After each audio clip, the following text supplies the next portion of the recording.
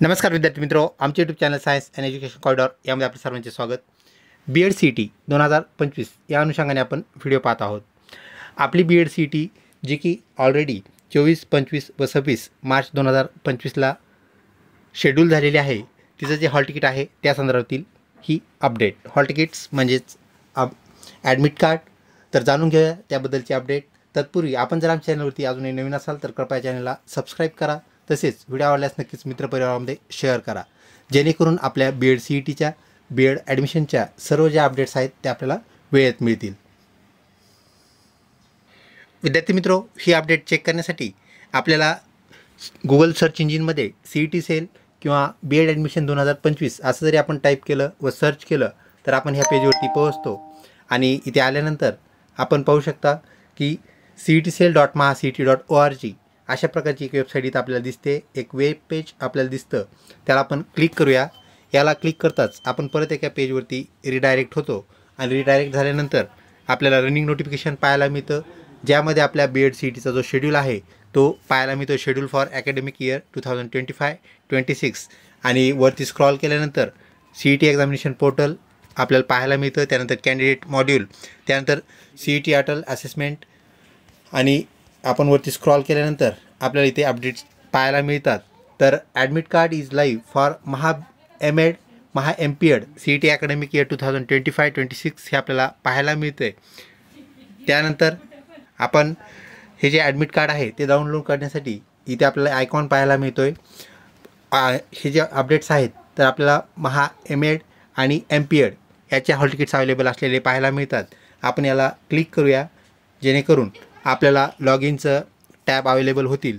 Log इनमध्ये registered email ID आणि त्यानंतर password दोन्ही गोष्टी आपल्याला इथं इनरोल करायच्या आहेत, भरायच्या आहेत, आणि त्यानंतर साइन इन याला क्लिक करायचं आहे।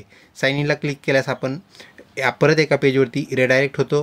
तिथे गेल्यानंतर आपल्याला असं वेब पेज पाहायला मिळतं, जेथे आपण वरती स्क्रॉल करून आपल्याला विविध टॅब पाहायला मिळतात। त्यामध्ये CET रजिस्ट्रेशन जे ऑलरेडी आपलं झालेले आहे, प्रोफाईल हे आपला क्लिअर झालेला आहे, त्यातलं एडिट हे सुद्धा आपण केलेलं आहे।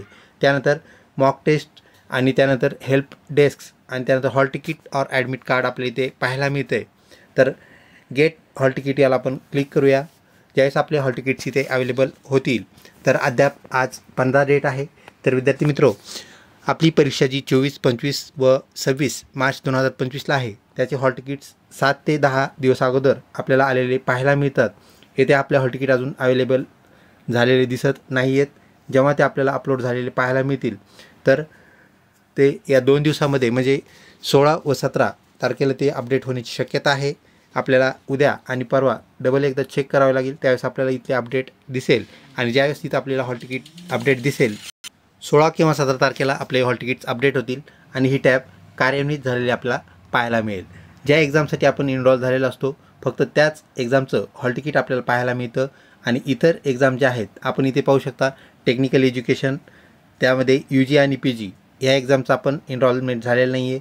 त्यानंतर ॲग्रिकल्चर एज्युकेशनचं इनरोलमेंट नाही आहे। इथं आपल्याला फक्त एकच नाव दिसतं आहे, जे की इथं BEd CETचं आपण हॉल तिकीटसाठी इथे आलेलो आहोत। म्हणजे जेव्हा BEd CETचं हॉल तिकीट अवेलेबल होईल येथे आपल्याला गेट हॉल तिकीटला क्लिक करायचं आहे आणि त्यानंतर आपल्याला परत आपला ॲप्लिकेशन नंबर व डाउनलोड असा ऑप्शन आपल्याला पुढे दिसतो आणि डाउनलोडला आपण क्लिक केल्यानंतर आपलं हॉल तिकीट आपल्याला डाउनलोड झालेलं पाहायला मिळतं। तर अशा प्रकारे आपल्याला काय करायचं आहे, ह्या टॅबवरती टॅब ॲक्टिवेट झाल्यानंतर क्लिक करून आपल्याला हॉल तिकीट आपलं काढून घ्यायचं आहे, डाउनलोड करून घ्यायचं आहे आणि त्याची प्रिंट आपल्याला वापरायची आहे।